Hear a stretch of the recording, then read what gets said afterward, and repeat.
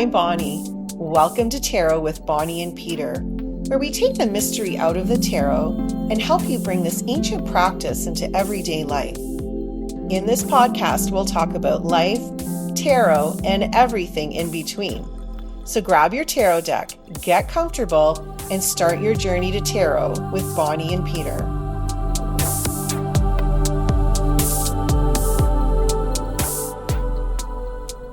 Welcome to Tarot with Bonnie and Peter.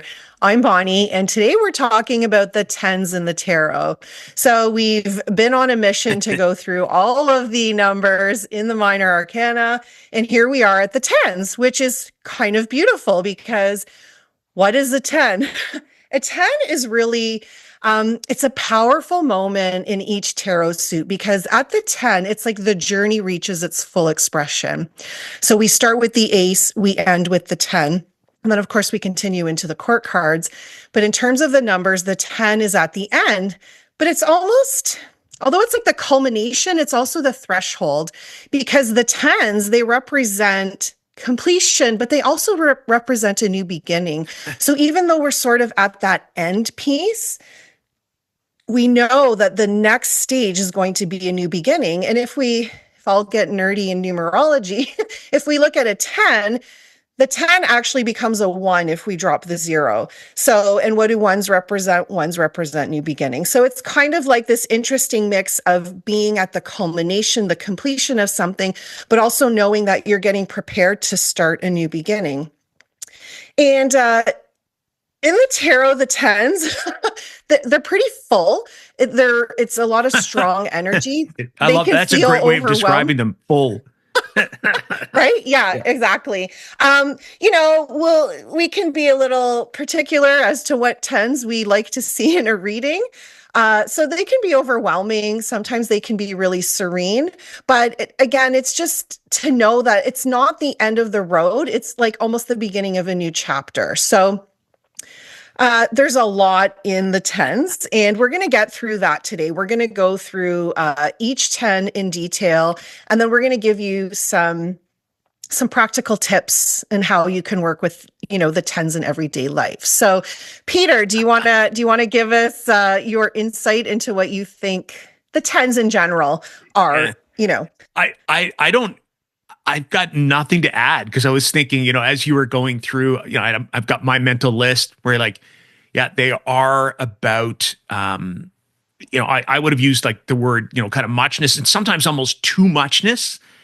They're about a transition. So they're kind of about two things, beginning and end. So the only thing that I'm going to add, which is a little bit different, and it's probably because as we're recording this, we're right at the beginning of the astrological year. And for me, that's sort of the start of a deck and walk. So I kind of take a look at the tarot deck over the course of a year in a different way. And I'm focusing on the Kabbalistic tree of life. That's kind of my focus for this year.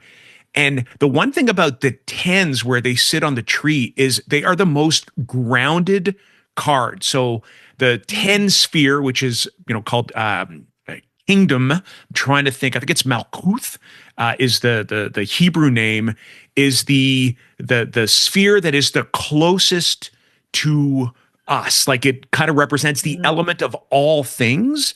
And I think that's actually a really good way to describe the 10, that it's sort of an amalgamation of all things. So it's almost it's almost 1 to 9 crushed into one card. Do you know what I mean? And yes. It sometimes really does express itself as a heavy energy. And that can be kind of good. When we take a look at something like the 10 of Cups or the 10 of Pentacles, we have to go, oh, wow, great, abundance of energy. And yet when we look at the 10 of Wands or the 10 of Swords, we don't usually go, oh, wow, great, an abundance of energy. But I'm so happy to see you. Exactly. Ooh, yay, 10 swords. Although they can be welcoming, and we can get into that. Yes. And when we get to that. Agreed. And so the only thing that I would add is that there is a kind of grounding, almost a real there's a reality, I guess, that is associated with the tens. They're less ethereal than maybe all the other cards in the pips from the 1s to 9. So there is groundedness is the word I would think of for them, but that's maybe taking it kind of in a different direction, but I would agree with everything that you said. Ending, beginning, transition, all of those things that they can be a lot of the energy of the suit. So I guess we should look at them one card at a time. Yeah, Yeah. let's do Yeah. it. I'm Yeah. excited. Oh, the other, you know what though? The one thing I think it's interesting too, because you said ending and beginning. And in some ways, this episode sort of represents that energy, right? Because we're getting to the end of, because we've done 1 to 9. Mhm. Like 8, 9, and 10, I think we're sort of slowed down because we had some great guests sort of interspersed in between. But we're kind of coming to the end of that journey, that the episode on the tens will sort of be the last one that we sort of cover with the pips. But then it's also going to be the beginning of, a kind of new topics we're going to talk about, new slate of guests kind of coming forward too. So I thought about that when I thought about this episode. I'm like, oh, this is kind of interesting, right? It is an ending and it's a beginning. So when we put those two together, we really do have a transition of something, right? We've got something that kind of comes to its completion, but that it also invites something else to begin from that. It's almost like the 10 is dropping the seed so that the ace can kind of grow again afterwards. Yeah, I love that. And another great example of how we can use the tarot in everyday life, right? Like, Mhm. even though this is a podcast about tarot, it shows that like it's actually things that we go through in Yeah. our life, right? So I love that example. Thanks for sharing that. Okay. Now, Do you do you want to get started with the wands, or do you want me to start? How do you want to do this, Peter?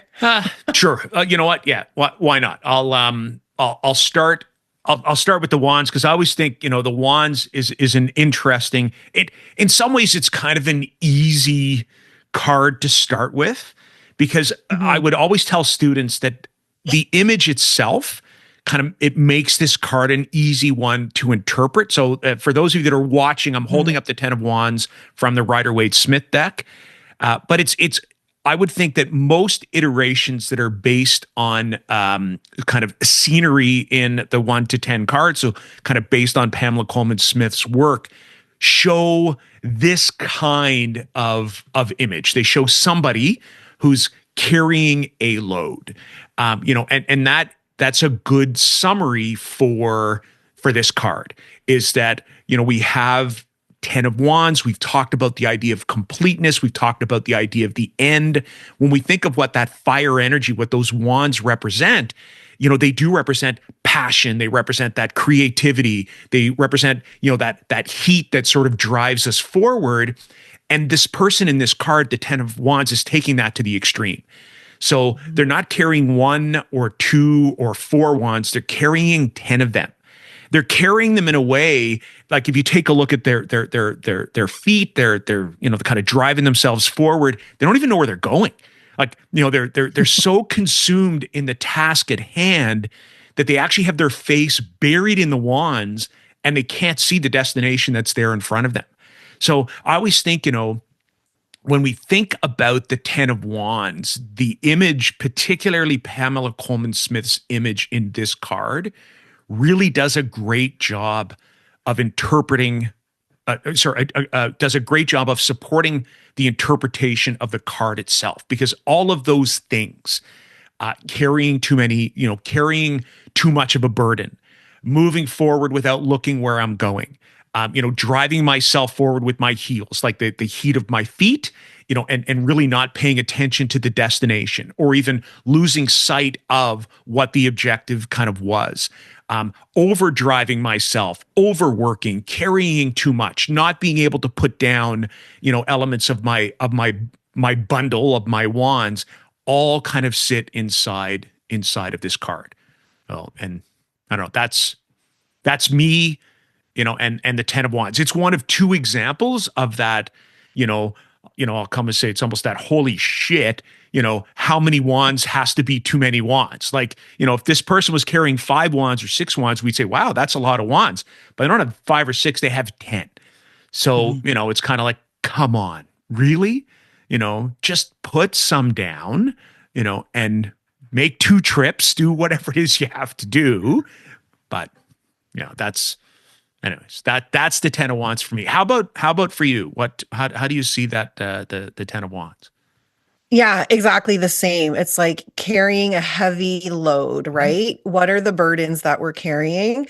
And sometimes too much of a good thing, right? Yeah. Like, because it is wands. Yeah. Wands is exactly what you said, that passion, that fire, that energy. Sometimes when we have too much of that, it is too much. Mhm. And this is the card that I see when it comes up for me, or if I'm working with clients, it's like, where can like what can you say no to? Like, you're saying yes to a lot of things, so there's a few things now, like this is an invitation to really look at all the things that you're doing and being like either delegating or just being like it's okay to say no. So this card reminds me of the people pleaser, the Mhm. person that's doing everything, saying yes to everything, Mhm. trying to please everybody, right? Because, if we think about the wands energy, it's like things that make you feel good. And the Mhm. pleaser thinks that they feel really good when they're saying yes to everything and helping everybody else. And then how does that affect them in the long run? Well, burnout, overwhelm, too much responsibility. So it really is an invitation to look at the things that you're doing, and really examining what can I let go of, Mhm. because and even some of this stuff might not even be mine, right? Like, as parents or caregivers in whatever way, we take on those burdens of other people because we're trying to help them, and in return it's just too much for us. So how can we look at that, and then how can we let go of some of those things? It could even be a really social, a full social calendar. If you're going out every night of the week, eventually you're going to be tired. So maybe, Uh, reducing your social calendar a little I- bit, if that's um I'm gonna keep that in mind. yeah. Well, I just, thinking because it reminds me of what you were describing, which is, amazing. The connection, it makes me think of the adage that says, if you want something done, give it to a busy person, right? Give the Mhm. task to a busy person. And the person in the Ten of Wands, the energy in that Ten of Wands, it isn't a bad thing because it could be, it could be the representation of somebody who gets stuff done. Like, this person obviously is task oriented and is forward driven. But as you mentioned, like maybe stuff, maybe no is an acceptable response in some circumstances. No, I'm not Mhm. taking wand number 6. No, I'm not taking wand number 7. It could even, this just popped into my mind. It could be FOMO, right? Like fear Yeah, of missing out. totally. So we do everything because we're afraid we're going to Mhm, miss mhm, something, mhm. and then in the end that's not serving us. So Yeah. Oh, for sure. That's a great. Actually, that's this would definitely be the a FOMO card, right? A FOMO card for sure. Now, yeah. so is there a practical way that you could work with this card? Yeah, I've been thinking about that. I mean, the easiest thing would be to like look at what you're doing and see what you can either let go of or delegate Mhm. to somebody else. But I thought, okay, practicality, let's try to make this interesting. Because it's a lot of like, I think about this card as like what's weighing on you. Mhm. And usually when we feel weighed down, it's like this weighing down of the shoulders. So what's some type of like shoulder practice that Hmm. you could do? I think about yoga, and like we carry so much tension in the I don't know if you saw shoulders. that. I just So literally maybe, dropped my shoulders down. I was like, oh, shoulders. Here we go. right? So like befriending the shoulders, what are some practices that you can do to release some of that tension in the shoulders? Maybe even go get a massage, or start to incorporate some of those things that allow that tension to kind of slide down and let go of. So that's going to be my practical example. What about you, Peter? What do you have? Well, I mean, I was thinking of something very similar around the idea of kind of carrying burden. I love the idea of because in some ways, when you look at this image, you look at somebody who's carrying stuff with their shoulders. So, what a great kind of practical approach. I was looking at the burden of the bundle itself, and I thought, Mhm. this would be a great card if you've kind of caught yourself with too much stuff, then I'd use the image. So, again, I'm going to get ritualistic, which is sometimes how I see the cards. I really do see the tarot often as a talisman towards action. So my suggestion is a simple one: get 10 popsicle sticks and write down the 10 most pressing tasks that are taking up Oh, I your love time this. right now. Right. And do one of two things, weed them out and go, you know what, this can really go, and literally throw it in a fire. Let it burn. Use Mm. the energy of the fire to put it away. And if you can't decide, then shuffle those sticks up in the same way you would a deck, mix them up, draw one out, read it out, and say, whatever it happens to be. If it's, volunteering at the blah, blah, blah, be gone, or if it's third social event, or if it's the party I've committed to, 3 weeks from now, be gone, and throw it in the fire. Either make the conscious decision to reduce your own burden and use the energy of fire to be able to get rid of them. Or if you're not sure, you've identified two things. You've stopped and said, something has to give, and I don't know what it is. So let the universe make that decision for you. Mix them up and allow the universe to say, okay, I'm going to remove one or two or three things to help ease my burden, and literally put them in a fire. Now that's kind of how I would approach that, from a practical perspective, because I do think, as we've said, that Ten of Wands energy really is about carrying burden. So, Mhm. we've got light a fire, get a massage, right? I love your practical approach to these. Like, you literally take it literally. Yeah, well, Like wands, wood, right? And then writing on popsicle sticks. That's genius, Peter. Thank yeah. you. Well, you're welcome. It just, to me, and I think it, for longtime listeners, you probably have an idea as to how what my tarot practice would look like. I do believe that it is a real window into our practical lives. Like, we started this podcast, and, well, how do we use the tarot in everyday life? For me, Mhm. I always think it really does represent every aspect of our life. So how can we sort of shift that and make it part of what we do? And how can our actions help manifest, like, how can what we do, what we visualize, and how do we turn it into an actual action in the real world? So that's how I would do that with the Ten of Wands. So That's super cool. Now I anyways, got to go buy some popsicles. popsicle sticks, Although right? you could Or you could take the shortcut and like go buy some popsicle sticks, but how much more fun would it be to eat 10 popsicle? I don't what? remember the last time I ate a popsicle. Right? Like, it's so funny, because that will be kind of a segue for me into the next sort of card we're looking at in the idea of the Ten of Cups. But, that eating a popsicle moment, right? Those moments that give us that, that abundance of joy. Right? Well, do you want to go Yeah. right into it with water, I with don't want to, cups? if you have anything to add at all, I'm done as far as the Ten of Wands go. But if you have anything Yeah, to I'm add, I don't good. want to take that moment away from you. So I always think, that and I don't know if I'm sorry, I'm looking at the card as people are like, what's he looking at? I'll hold it up here for people who are watching, for people who are listening. Again, I've got the Ten of Cups card in the Rider-Waite-Smith. Um, I can't remember if I read it or if at some point just kind of deduced it based on, all the keywords you look at, but I have always referred to this card as sort of the happily ever after card, right? It's people that are sitting there, they're looking at 10 cups in the sky. Mhm. There's even a rainbow that's behind them.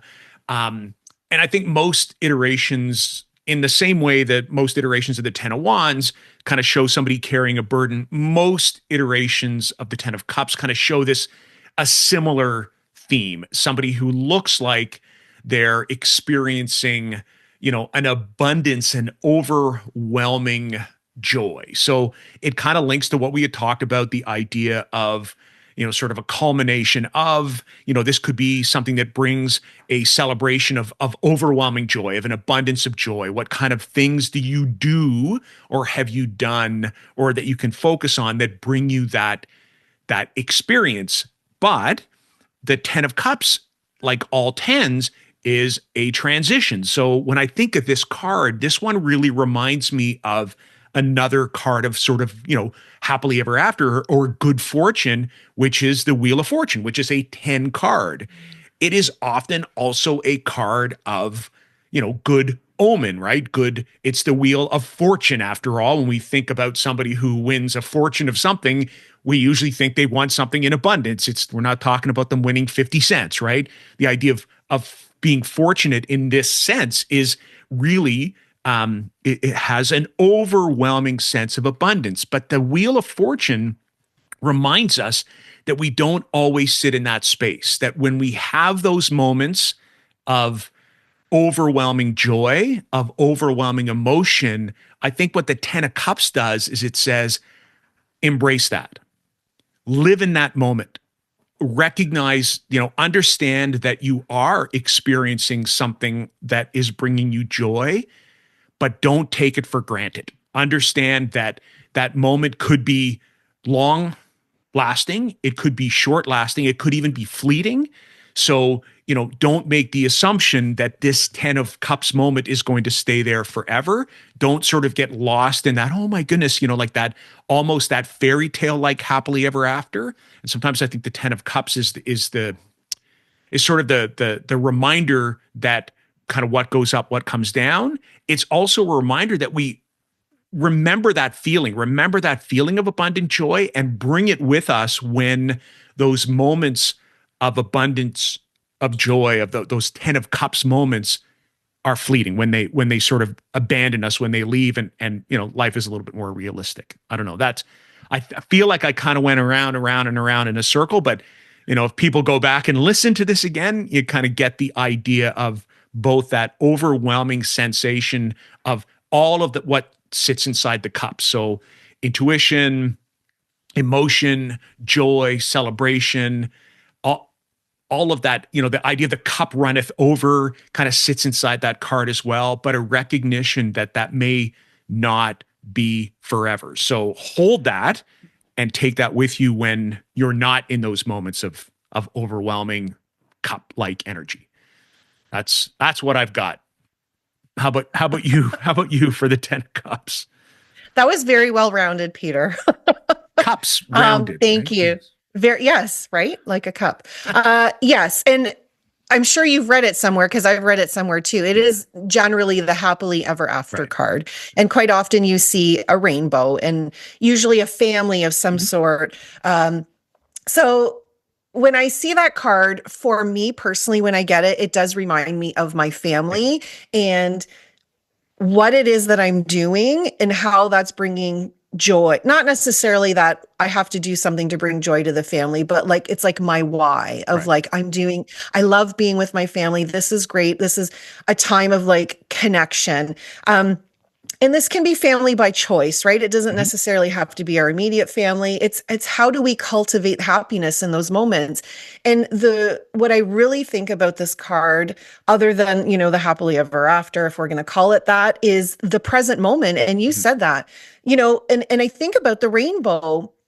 When we see a rainbow, Mhm. even sometimes when we're driving, we'll pull over and be like, Mhm. oh my God, look at that rainbow. You're not thinking about anything else other than looking at the rainbow, because it doesn't last. And I think it's such a good reminder for us with the 10 of Cups to be like, do we live in the present moment, or are we always chasing something, right? We're always chasing happiness, or we're thinking about the past, or we're worried about the future. But there's so much beauty in the present moment. How can we really relish in that? So I think it is that sense of emotional fulfillment, how we, what we're doing to create that joy and love with the people who we really love, whether they're our family or, our chosen family, our friends. It's that sort of sense of harmony and peace. And it's also like giving you permission to feel good. Because it's that culmination of like, wow, my life is awesome right now, and I'm surrounded by people that I love, and like I'm feeling really good. What can we do to harness more of that energy and to give us permission to live there? Because I think, people will say like, oh, um what did somebody say to me the other day? And I was like, oh, it's so unfortunate that people still, oh, it's too good to be true. Like, why is it too good to be true?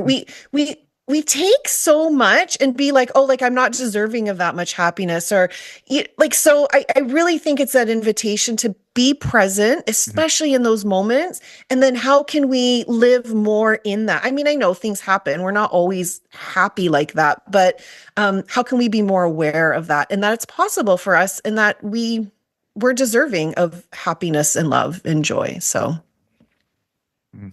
Yeah, I love that. I love that. And I think our interpretation of that card is very similar. And I know you had Yeah, focused on that piece that brings you joy, that idea of family. And I'm thinking of the same thing, that which brings us joy, which to me could be anything that sits inside of that sort of cup space as well, right? That because joy itself is kind of in that cup realm. From a practical exactly. perspective, how might you use that Ten of Cups? So I thought, I'm like, Peter will be proud of me for coming up with this suggestion. um, and again, I think something we take for granted. I would say grab your 10 of cups and create a playlist of music that you love and that makes you feel really good. Right? How Nice. often? I'm so like, I listen Uh, to podcast, like I'm always about like self-development, what can I learn, right? But I love music. And when I'm home by myself, it's sometimes I'm like, instead of just listening to this podcast, why don't I put on music that really like that lights me up? So like I blare music, I sing out loud, I dance. I'm like, thank God nobody's watching me. But yeah, what are those moments, right? That totally. we forget like music is a really great way to infuse that joy and excitement and fun and being in the moment. When you're listening to music, you're in that moment. So that's my suggestion. Create a playlist of songs that you love and that make you happy. That's I'm chuckling because I don't typically write notes ahead of an episode, but I did for the tens just to kind of keep myself in space. And underneath the practical aspects for the Ten of Cups, I've written, this is a great card when we need to focus on what brings us overwhelming joy. If it's music, get your favorite playlist on and play it. Right? Like it's because I would use this card in the same way. I would think this is a great visual reminder around what it is that brings us joy. So, of course, my first one was the idea of a playlist, but I added the idea of your favorite show, Mm, whatever those moments of joy bring you. Because sometimes what the Ten of Cups can be, when you can't do that thing that brings you joy. So the card, this is sort of a twofold exercise. It's use the card itself to sort of to make a list of the things that do bring you joy. So if it is, a playlist of your favorite music, if it is, a binge list of, or a list of the show you like to binge, 7 episodes on and park yourself on the couch. If it's, and, I'm looking in the background here, I have 3 things that bring me joy. I've got a list of board games that are, or a stack of board games that are behind me. I've got my musical equipment, and then I've got my tarot decks.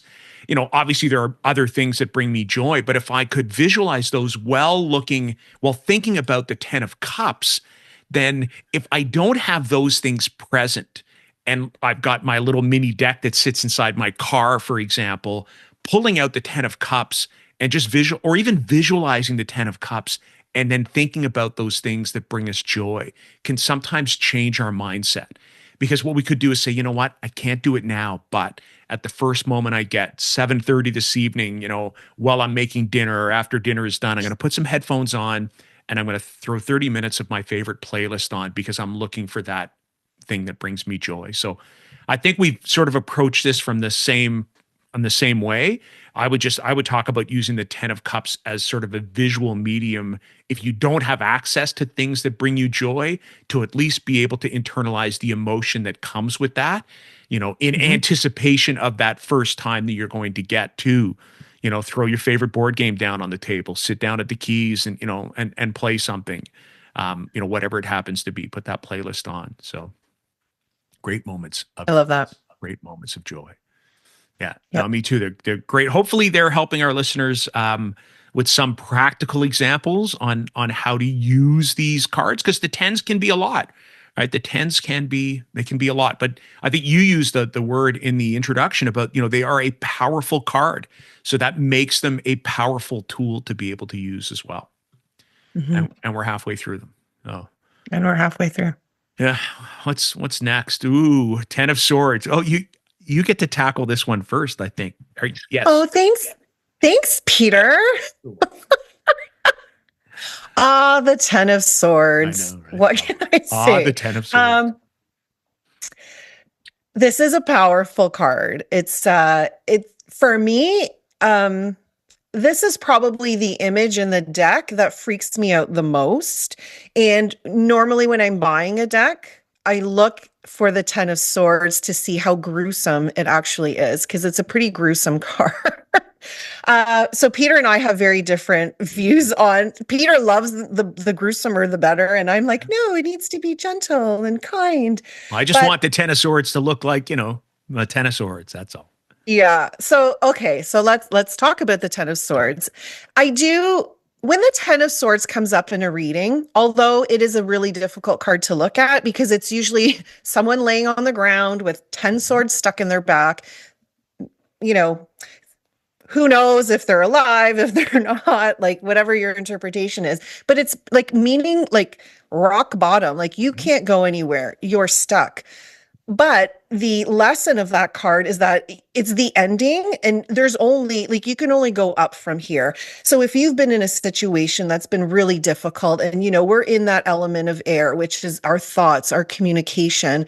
Um, it could even be your own a battle that you have with yourself. It could be a limiting belief that it's like, I'm done with this belief. I can't move forward in my life anymore because this belief has taken over and I'm ready to let go of it. So it is really the ending of something that's been probably quite burdensome. And if we think about the cards that precede this, the Eight of Swords, the Nine of Swords, it's like those ruminating thoughts, going down those rabbit holes and being stuck in some type of mental cycle. That could be the way, we're feeling about ourselves. Maybe we keep thinking about a situation or a relationship, but it's what those thoughts doing to us. They're not serving us. And the 10 is like, I'm done. Let's move on. The horse is Yeah. dead. Stop beating it. Like, time to move on. So uh it can be, like the end of whatever it is that you're in. Maybe it's a relationship or something. Like, it's not to say that this card um might not be hard to see. Like, if it's an ending of something that you're having a hard time letting go, giving yourself compassion, uh to go through that. But knowing that you're not going to stay here anymore. Like, it's so bad that it's done. I don't know if that helps. It could even be clarity for something. Like, all of a sudden it's like, oh my God, like I get it now. Like, yeah, the rest, I'm letting that go. This can also be really attributed with the death card. I see a lot of similarities in this of like letting something go. So something new, like making space for something new. So, uh, if you've gotten this card, kind of pat yourself on the back. Like, you're at that end of that journey. You've gone through something really hard. You've survived something, and now it's time to move on. So, um, Yeah. that's my Ten of Swords. It is what it is. Sometimes I like to see it in a reading, and I'm like, oh, okay, I'm done now. Let's let's move on. So, Yeah. what do you think, Peter? It is. It's almost a mental version of the Nine of Wands in a lot of ways. I find, Mm, because the Nine of Wands is I think a more practical. Look, I've kind of physically battled, or my energy has been used up in this thing, and I'm still standing. The the Ten of Swords is almost the mental equivalent of that, but we're actually not standing. Like, pinned down is often, the expression I think of with this card. But mhm. I two expressions kind of come to mind with this, and one is overkill, which Yeah. is literally the visual. It's one of the reasons why I like going into. You said, I go into the deck, and we've talked about this before. The Ten of Swords Mhm. is often a card that we will go to in a deck, and it will determine whether or not we add the deck to our collection.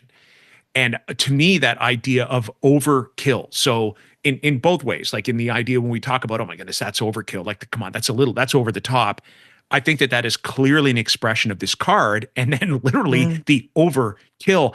I mean, how many swords do you have to put in someone's back? Do you think 10 might be just a little bit too much? Right? Like, this is not the show The Gentleman, if anybody watches that on Netflix, or, Knives Out. Like, come on. There's 10 swords. Like, I get what you're trying to state, but would one or two swords in the back not have sent the same image? So I really Yeah. do think that idea of overkill. And then the other expression that I look at is, come on.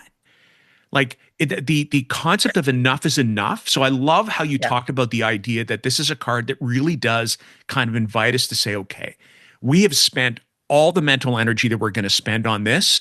It is done. It is dead. I think you said, don't no sense in beating a dead horse. Move on. So I think this card, maybe more than any other card 10 in the deck, exemplifies both that idea of ending and beginning. It is Yeah. saying, yeah, look, okay, this idea, this whatever this swords thing is, remember as well, swords can even be things like anything air, right? Technology, whatever it Right. happens to be. All right, it's done. It's done and it's over with. Let's move on to something else. Maybe we move on to something else in the same realm. Maybe this opens up the idea of the Ace of Swords. Maybe what we do is we remove 9 swords. We're kind of left with that one sword, which is giving away what my practical, idea will be. That's that is what this idea is. The last thing I'll point out about this card is it is intended to be bleak, at least from the Pamela Coleman Smith, Arthur Waite perspective, because it is one of only 5 cards in the entire deck that have that black background. The Nine of Mhm. Swords is another one. The Five of Pentacles is one in the majors and or in the minors, and then in the majors, the Devil and the Tower. Right. So those are the only 5 cards that actually have a background that is either primarily or entirely black. And then Mhm. the last thing about like, but yet this card still has that concept of hope. This is why I say it's probably the best card to exemplify both the ending and the beginning. Because if you look at the back of Pamela Coleman Smith's image, you still see light. You still see the sun. So it could be Mhm. the arriving of a new day, the arriving of a new idea.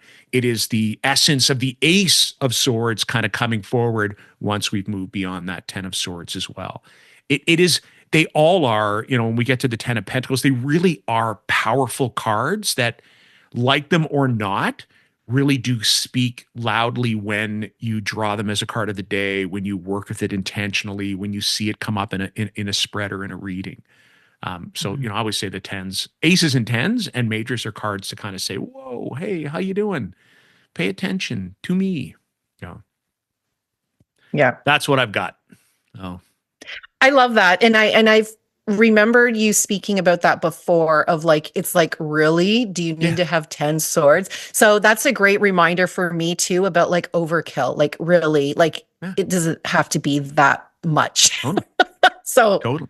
yeah, I Yeah, gotta remember that. and I think it's why I like looking for, I won't say the most gruesome, but it's like, if you're gonna give me something that says overkill, then make it overkill. Like, like let's see, because exaggeration again is another element of all the tens, right? That concept of just, too much of the energy.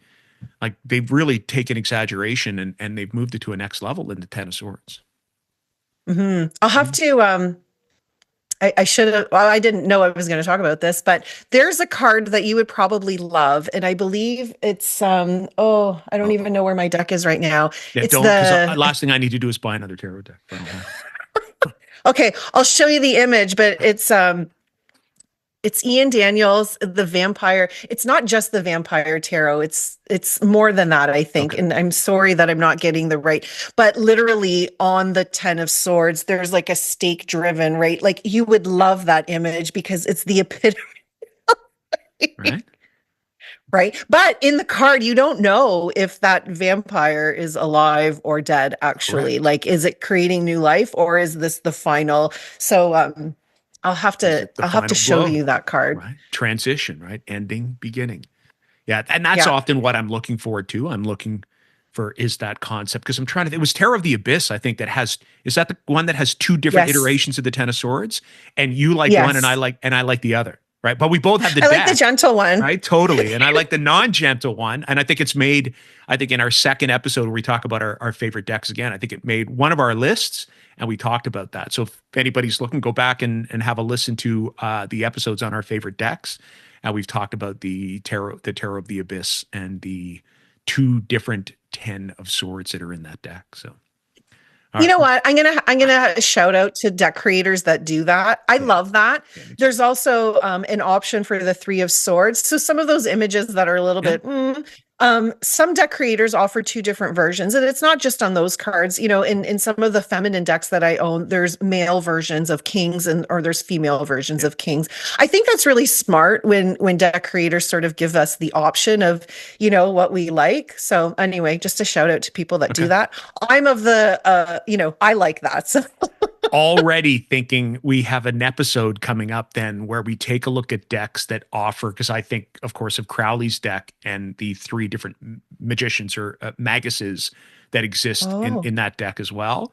So it'd be interesting for us to, total sidebar, tangent, but to do an episode on decks that use different iterations of cards. So we'll have to do that's our a great research. Yeah, idea there we because I go. have a few. I have a few that we could talk about. So There we okay, go. Me too. All add right. that to the All list, right. Add it to Peter. the list.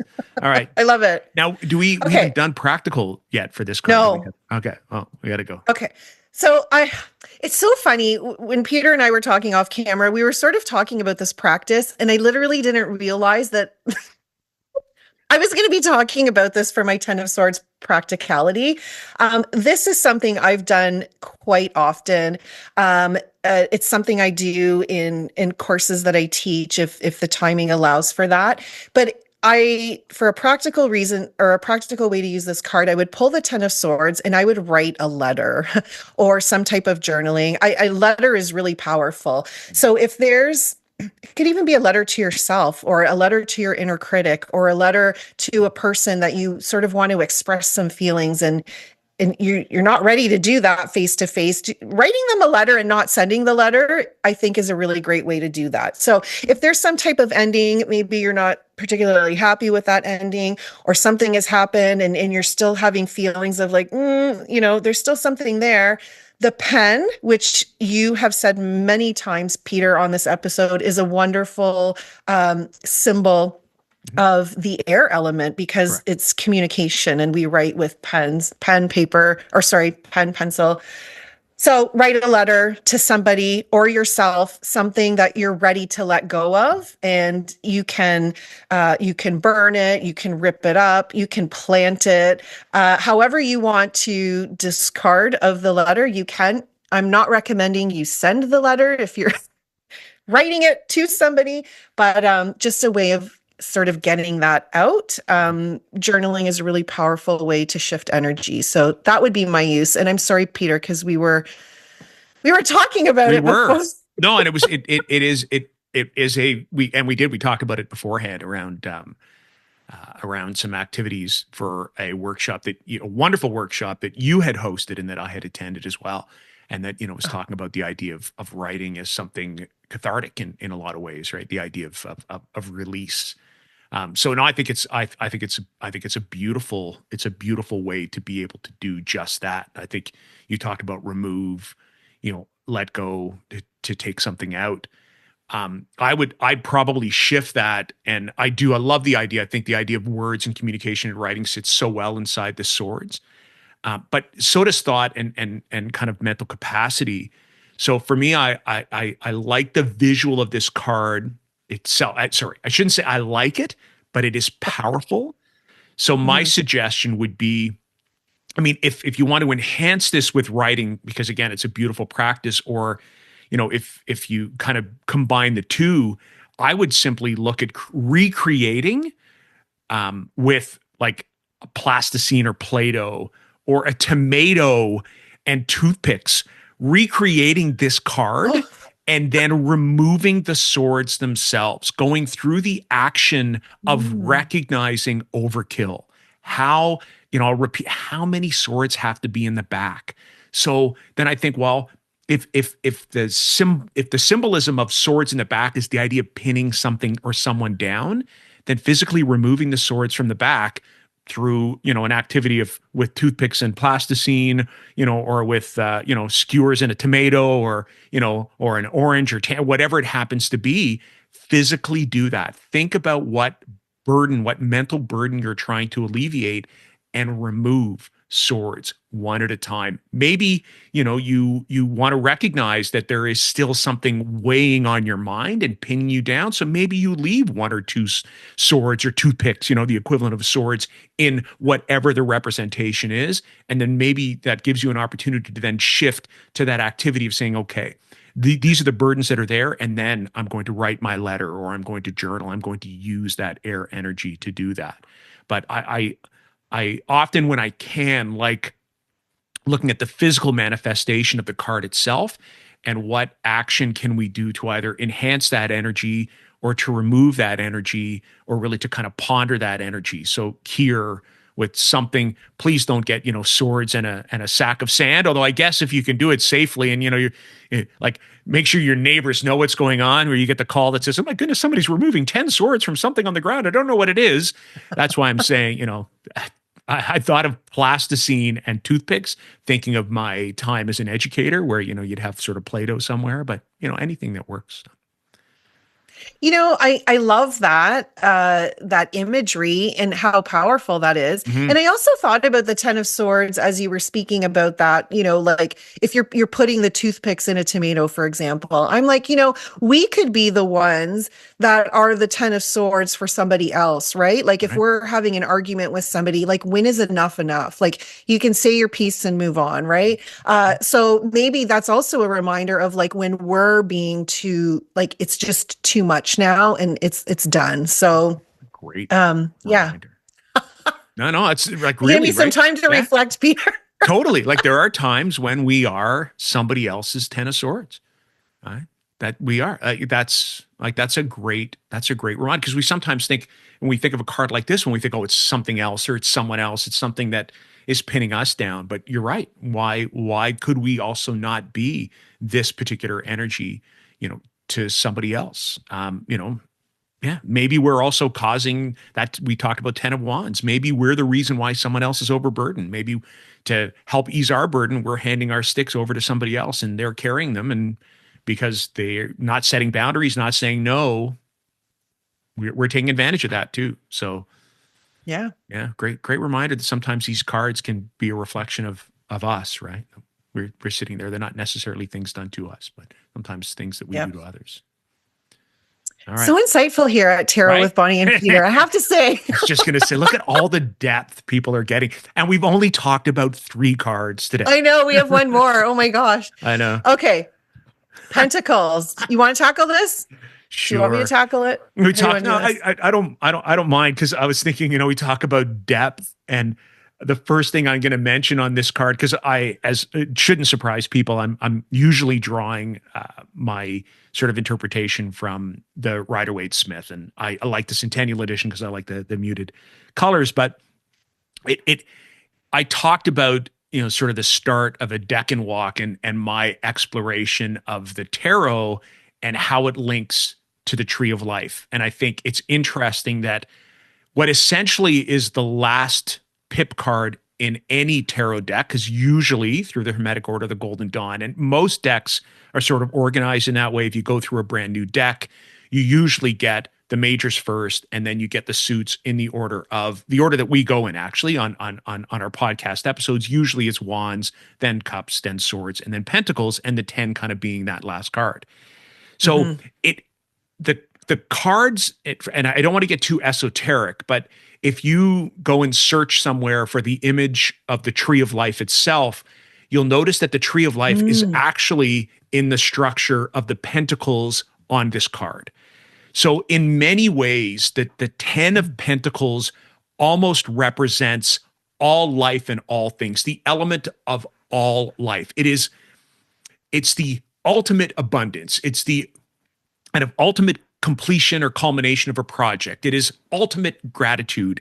In this case, it actually represents sort of the perfect multi-generational family. So in the 1909 version, the ultimate family. It places you in a space of the abundance of resources. So, this 10 it's all the kind of over the top and possibly even too much. And this is kind of where I'll get to in a moment with this card.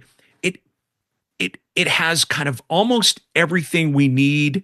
I might even, sometimes this card attributes to one you attributed to the last time, which is that idea of too good to be true.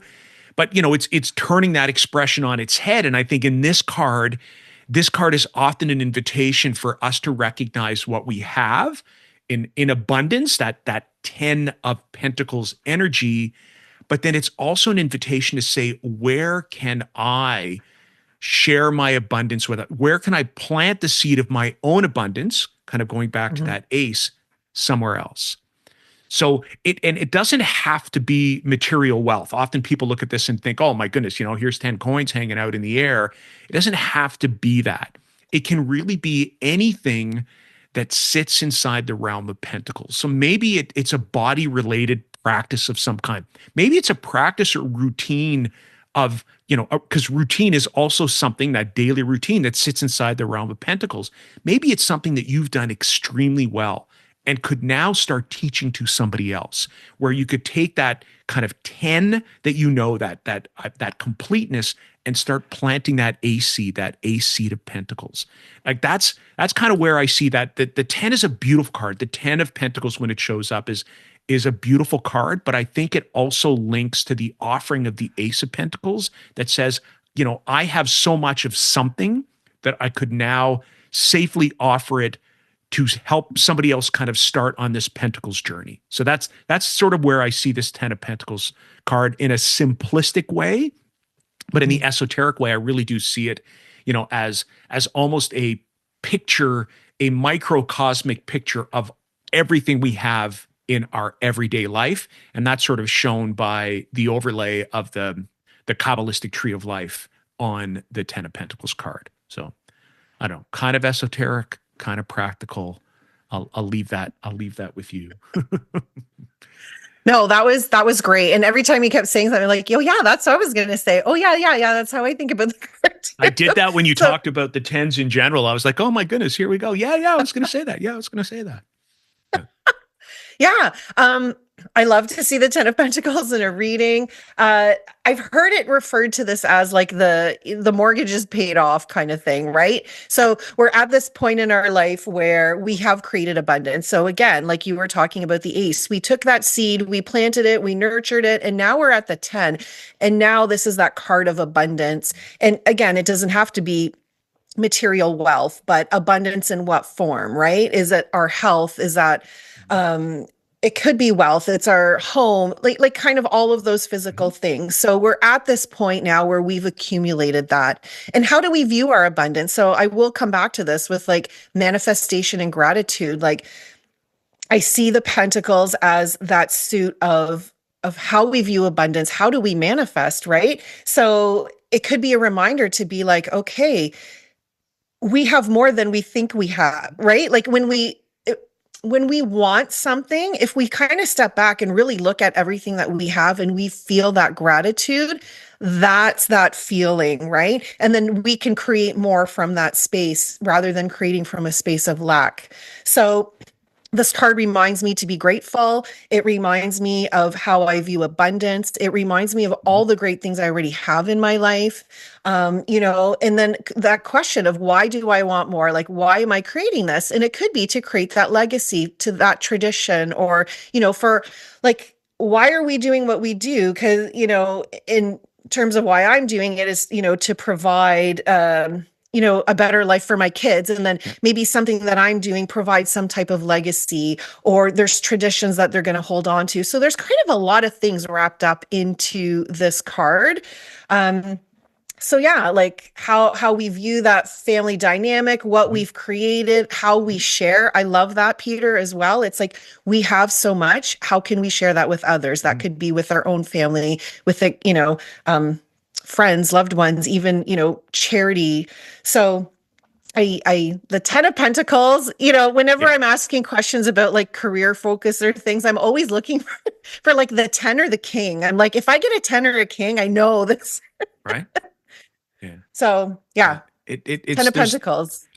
I find too, with the abundance of kind of that earth element, there is a real grounding in this card too, that it is a, you mentioned the idea of gratitude, and I think that through your learning, I've really attributed that to the pentacles, but groundedness as well is a real pentacle energy. And this card, because it has more pentacles than any other card, also has a real grounded nature to it. So yeah, I'm with you. This is one of those cards where it's kind of hard to not be like, whoo, when it shows up, whether in whatever work you're doing, whether it's with clients or, or with yourself. It's like, yeah, 10 of Pentacles. Oh yeah. Ten of Pentacles. You Yeah. got it all. Yeah. Well, then it's a good card to use intentionally as well, like from a practical perspective too. So it's got some great uses there. Yeah. Do you want to share what yours would be? Well, yes. So this one I kind of reflected on ahead of time because I had spoken about this one not that long ago. So I'll do a shout out, but won't mention the name, to one of my mentoring students who was talking about clearing and grounding practices, and I had talked about the use of I talked about the use of any card that has good, strong earth energy, but had explicitly mentioned the Ten of Pentacles along with, some other cards, all the majors that are associated with kind of earth-based signs. I had mentioned the pages as well, particularly Page of Pentacles, but the first card I mentioned was the Ten of Pentacles, and I think this is a great card for grounding energy, and was one of the reasons why I talked about that idea of groundedness. So if you're looking to ground space, then so I'm you can come and if you were to come and visit my house, you would see this in practice. Kelly and I, in the four, kind of exterior corners of the ground floor of our home, have black obsidian and selenite in each corner. And then when we first moved in, now we did this after we moved back from living overseas, our tenants had moved out and we wanted to bring our energy and kind of ground the home, bringing ourselves back into the space. So I put four of each, so a pair of crystals in each kind of corner. And then with the Ten of Pentacles, sort of walked around kind of grounding and cleansing the space. Now, I did other things as well from a cleansing perspective, but to ground that space, I really felt that card, more than any other card in the deck, has a good, solid earth-based grounding energy. So, and then of course, with the crystals, kind of brings in that earth energy. Black obsidian and selenite do a great job of both kind of absorbing, call it bad energy, but kind of absorbing energy and then grounding space. So I think this was just an example of a card that could be used in combination with another practice. So in this particular case, whether it's kind of crystal practice, and for those that are watching, my big jar of crystals always sits right here, not very far from me. This is always at the very base of my microphone. That's why it was kind of easy to pick up. So to me, I always try and I have, some practices that blend well with the tarot, and this is one of them. So this is the suggestion that I offered to the mentoring students. So, shout out to you. Usually they listen to the podcast episodes, but that's one that I would share, to all our listeners, because I think it's a valid grounding exercise in combination with kind of cleansing space as well. So that's where I'm at. How about you? I'm just gonna, talk a little bit about what you talked about. I love that. Well, and That's you've such a never great been, you idea. haven't been to my house yet, right? No, I haven't. As an aside, so I think between the last time we recorded an episode and this time, we've actually finally physically got together for dinner with our partners. Our partners met each other, and it was kind of nice. So I'm sure at some point in time, you'll come into this physical space and you'll go look in the corners. Well, I'm gonna check it out. You have to go and check it out. Sorry, go ahead. No, I love that. And it is such a great reminder of Pentacles energy, that grounding energy, that connection with nature. So thank you for that reminder. And especially with the Ten of Pentacles, that's such a strong energy. And right now is a really beautiful time. As Peter mentioned, we're recording this like the second day of spring in Canada. And that energy is really strong right now, right? Like going outside, the weather's beautiful today. Even the other day, I don't tend to go outside a lot. Like if I'm home by myself, it's not my go-to to go outside. And I really want to cultivate this practice of connecting more with nature on Mhm. my own. And I was going somewhere with a friend of mine and she was picking me up. It was so beautiful outside. I'm like, why am I waiting in my house? I'm going to go outside. And I was so proud of myself. I was like outside in nature. I'm like, oh, this feels really good. So thank you for the reminder of, that Pentacles energy being really grounded, Mhm. connecting with nature. So my practical way, I love to cook. I also, Oh, yes. and Cooking and cooking, I think, pentacles. is That's right. really Yes. Very in pentacles. alignment with Pentacles energy. It's the body, it's those material things, and food is part of that. And I love cooking recipes that have been sort of passed down from generations. My background is Portuguese. Uh, and we don't have a lot of recipes because when people cooked, they like my grandmother didn't have a recipe. It was whatever was in her head. So over the years when she was still alive, we try to write down, the things that she would do. And even my mom, when she's cooking, I'm like, okay, how much of this do you? And she's like, oh, I don't know, like a spoonful of this. And I'm very like, no, I got to know the measurement. Although when I'm cooking, it's not like that. But if I'm trying to do something, I need a little bit of direction. So I thought about this, and because we think about tradition and maybe legacy in the Ten of Pentacles, I thought, how fun would it be to pull out your Ten of Pentacles and then cook a recipe that's been passed down from, someone in your family. If you don't have something like that, maybe finding something online that's some traditional meal or dessert or something. But I think that would be a fun way to celebrate the Ten of Pentacles and sharing that. So if you want to cook for your family and maybe invite, some other generations, if you have the ability to do that, that might be a fun thing to do with the energy of that card. So Oh my goodness. that's my That's practical. You made me think of a time, it would have been when my kids were younger. And I used to have, for those of you, I'm going to age myself, but I used to have this recipe box and I used to get Mm. recipes by mail order. It was called Grandma's Kitchen. And there was, I think it was it was called red pepper. It was an egg bake, anyways. And the kids used to love it. And Mm. it included like bit of hot pepper, bit of green pepper, bit of red pepper, cheese, egg, and so forth and so on. But for somebody who might not have that family connection, something like a grandma's kitchen or some kind of recipe, but that's exactly what you made me think of, and what a grounding exercise it is, right? You're literally creating something, and you're going through the process, the routine of adding food, which nourishes the body, and oh yeah, cooking and to go get astrological and to think about my wife's podcast. She'll often talk about when there's Venus or Taurus energy, that idea of pleasure and pleasure of the body. And Taurus is an earth Mm. sign, so that concept of earth and cooking goes so well together. So thank you for bringing that into the space of the pentacles. Yeah. Hey, if I can inject food in anything, Right? that's like my Well, main yes. concern is food. If you Well, know me, I'm yeah. always thinking about food. What did we do when we got our spouses together? We literally went out. We went out for we, dinner, we went right? out for We dinner. went out for dinner. So yeah, no, I think we would both be in the kind of space where it's like, yeah. Look, food is an important part of our existence. It's definitely one of the things that bring me joy. It would be something I would think about too, in that idea of the 10 of cups, those ideas Mhm. that bring me joy. So, all right, Well, here's something, let's start combining things. You're going to make this recipe and you're going to listen to your favorite playlist, there you go. Right. right? When you're doing it. So, there And you then, go. yeah, totally.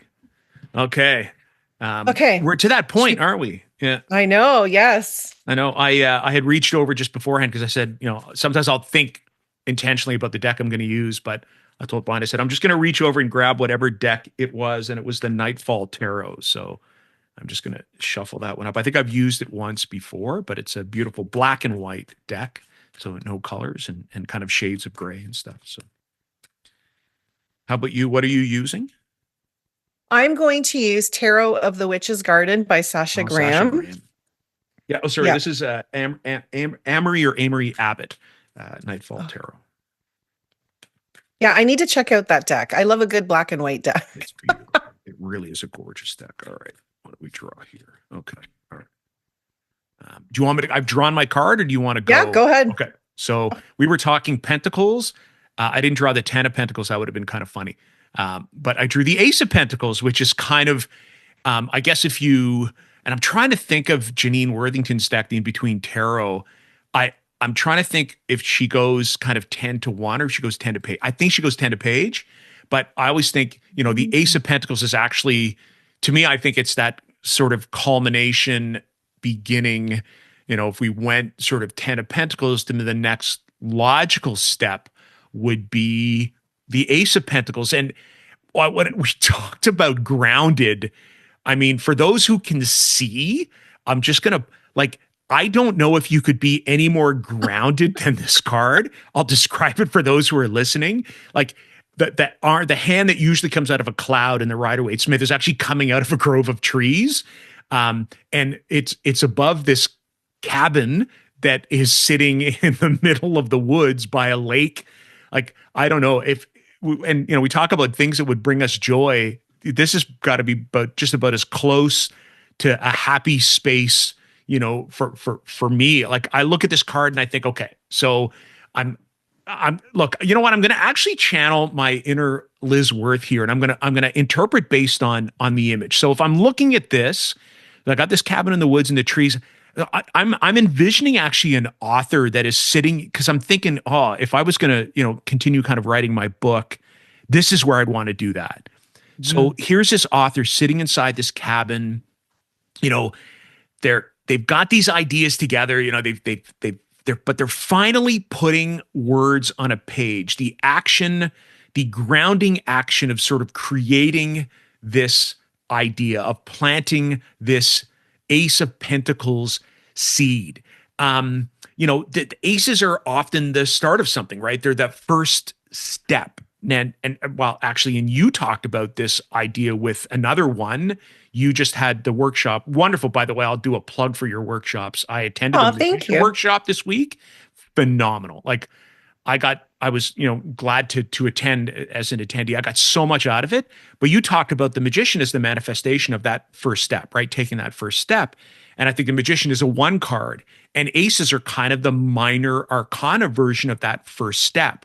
And then I think of the pentacles, and I think, well, the Ace of Pentacles really is an invitation to take the first step in that realm of pentacles. So, am I starting out a workout, some kind of a routine?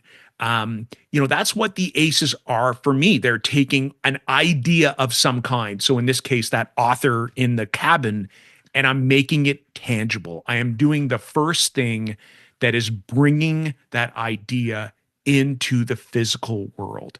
And I always think that, seed, initiative, initiation, whatever it happens to be, whatever the language we use with the ace, that the Ace of Pentacles really does do that. And then, of course, I think about your workshop, and I think, I think about the magician as the ultimate planter of seeds, right? The magician has all four elements sitting in front of them, and they get to pick, well, all right, which combination thereof, which one am I going to use? It's going to be the Ace of Pentacles combined with the Ace of Swords, combined with, whatever, or am I going to focus on, the energy of the Ace of Pentacles today? So manifestation of an idea of something intangible and making it tangible through an offering, through whatever it happens to be, is that idea of the Ace of Pentacles. The last link I'll make, though, is we talked about the Ten of Pentacles before. So if you're in that space of an abundance of something pentacle, the Ace of Pentacles might be the invitation for you to take something in which you have a plenty and be able to help someone else plant that seed so that they can kind of move forward in their own journey. That's what I got for the Ace of Pentacles. All the depth and insight you're getting here today. Bonnie, how about you?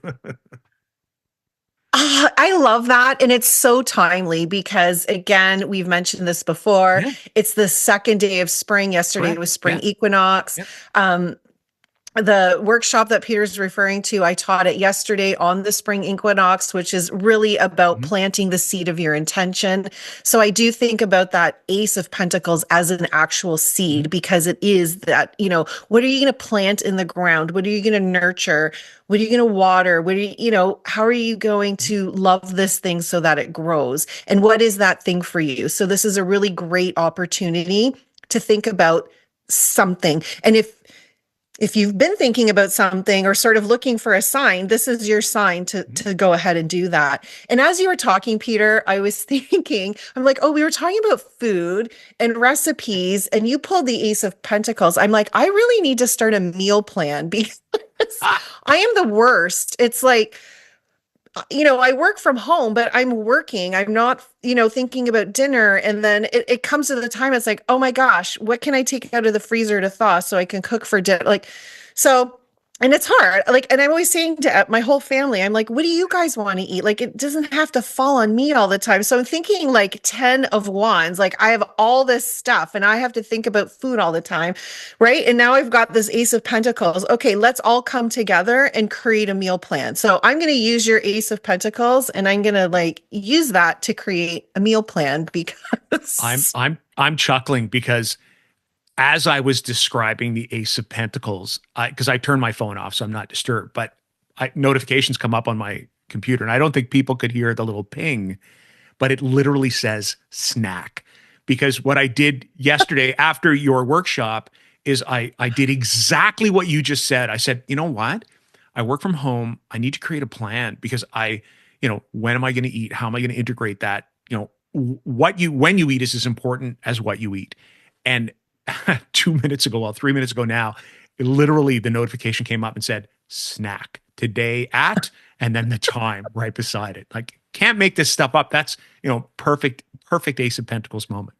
No, when we're exactly, done recording exactly. this, that's exactly what I'm going to go and do it. It's going to be Yeah, pretty much this me morning too. snack, And then right? I'm gonna be like, oh my God, what am I going to eat?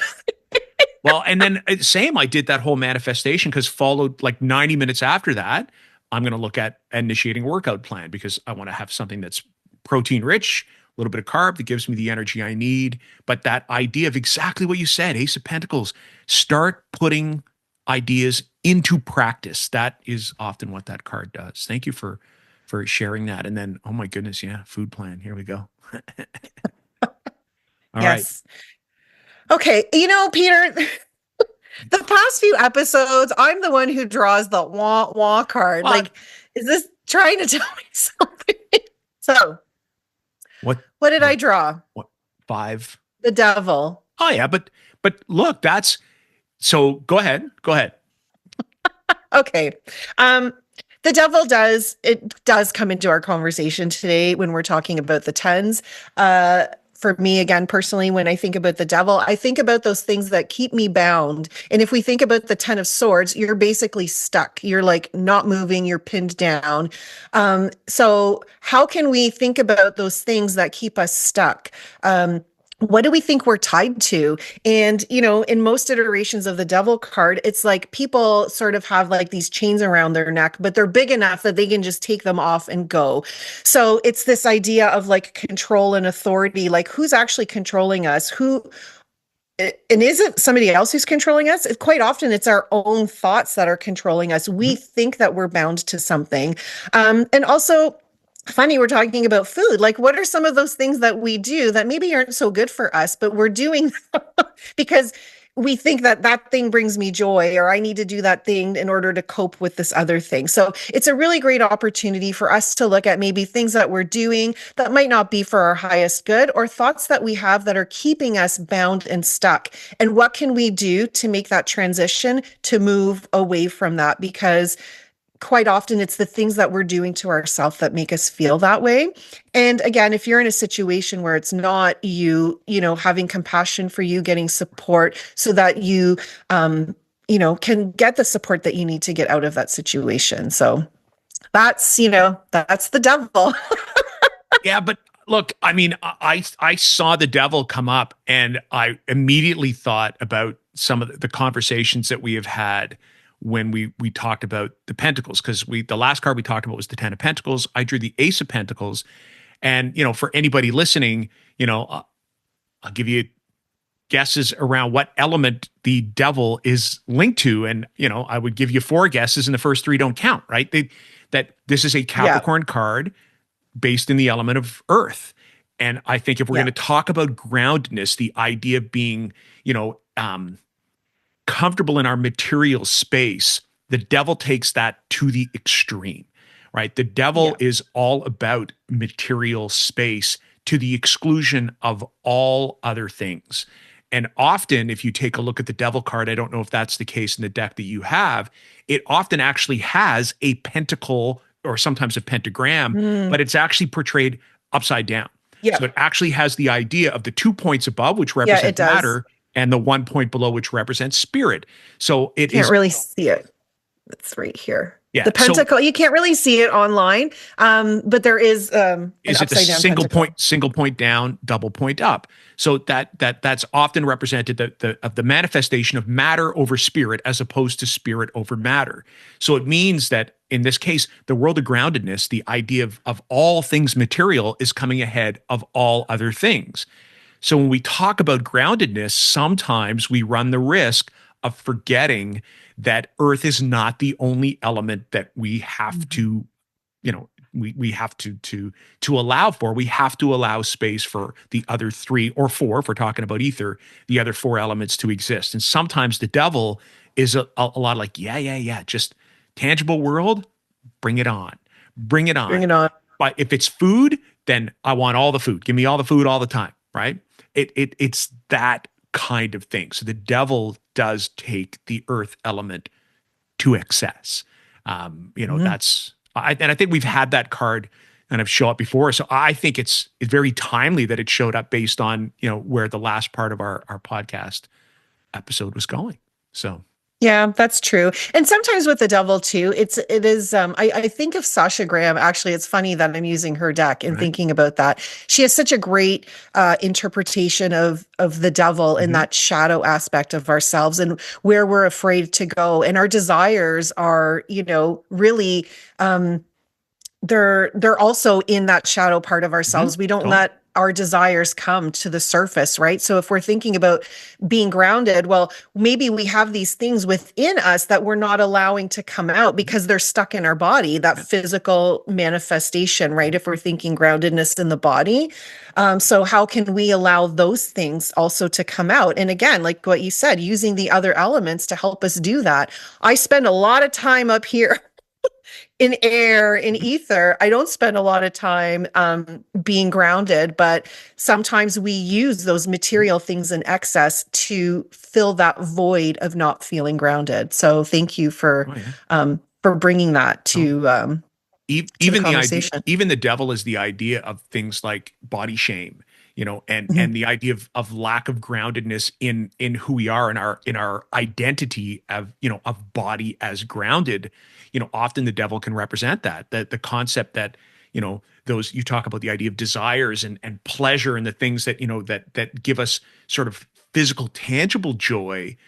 Sometimes the devil is sort of the barrier to those things. It's that voice, oh my goodness, I can't like that. That's not okay. Or I can't like that. That's not okay. Or it's guilt that goes along. It's the feelings that sometimes prevent the I'll say the positive side of the devil, because I've talked about this card as being the sex, drugs, and rock and roll. And sometimes that's exactly what you need. You need a good party with a good band playing, and you need whatever substance it is that that might happen to bring you, that might bring you joy. That is exactly what you need. What you don't need is it in excess.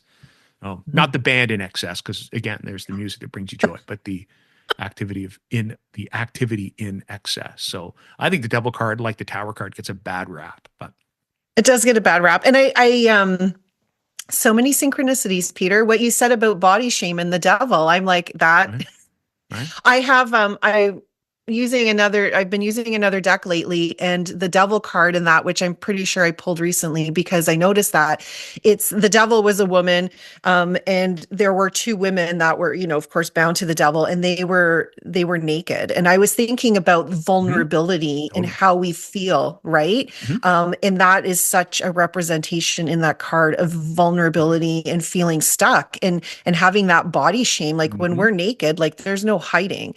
So The devil I'm makes gonna that think raw too, right? The devil makes that raw. yeah. So that's I'm gonna add that to my little list of, body shame when the Mhm. devil comes up. Totally. And that certainly speaks to me on a very personal level. And yeah, Many of us. that's powerful stuff. So thank you. All right.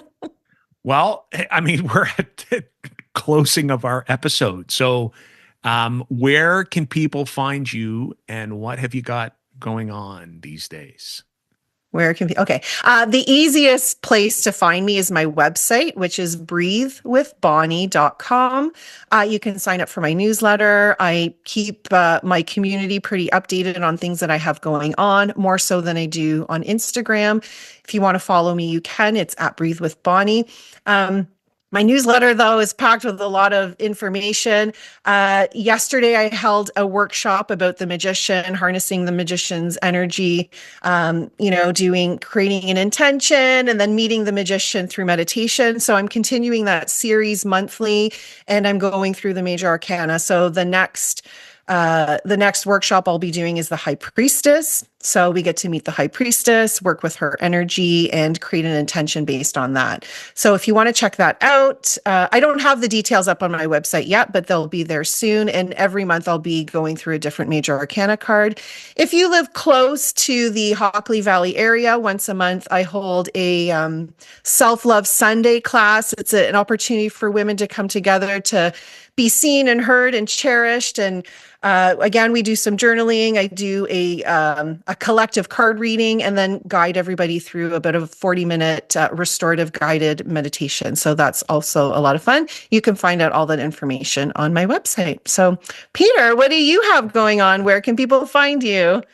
Well, other than looking forward to the next iteration of your High Priestess online class, where can people find me? My website, peterwhitetarot.com. I actually just updated it to include a page that focuses on our podcast. So go and visit that. Sign up for my newsletter. You can do that through my website as well. I kind of focus my newsletter on the lunation cycle. So I send out an email right around both the new moon and the full moon, and always include a custom-made spread around both of those lunations, and then include updated information about some of the services I offer, primarily focusing on my mentoring services right now, but also on updates around classes that are coming up, or updates on the podcast. And the other thing I will state is, the best place to find me lately is right here. So if you're just discovering Tarot with Bonnie and Peter recently, then we have over 40 episodes now. Go back and have a listen. The tens is the last of a series of episodes where we looked at specifically each of the cards from the Minor Arcana, but we've got wonderful guests with more lined up to come in the future. We've talked about the astrology in tarot. We've talked about setting intentions with the tarot. We focused on specific aspects of working in the new year, the holidays, Halloween. We've talked about our favorite decks, all kinds of information, all there for you and all free to access. So that's kind of what I would state for those of you that are finding us for the first time. Go back and have a listen to some of the episodes. I think it's a wonderful resource for new people who are new to the tarot and for seasoned practitioners alike. But again, you can find me at peterwhitetarot.com. You can find me at Peter White Tarot on Instagram and on Facebook too. There you go. Awesome. Thank you. Thank you for that reminder, Peter, because yes, we're at episode 41 now, and it's been quite an accomplishment, and it's been a fun journey. It really has. 41 episodes. So, and we're not sick of each other, so there you go. No, we're definitely not. Definitely not. All right. And we want to take this opportunity. Thank you all for joining us. We do this because we love tarot and we love to share this practice with other people. If you know anybody else who would love to listen to our podcast, we invite you to share with them. Please comment. We love your comments. We look forward to them. It helps keep us motivated to do this and know that you're enjoying it, and all the comments we've received and all the feedback is so appreciated. So thank you. And we look forward to seeing you on the next episode of Tarot and Bonnie. What? On Tarot with Bonnie and Peter. That's great. Thanks, everyone. So long. Bye.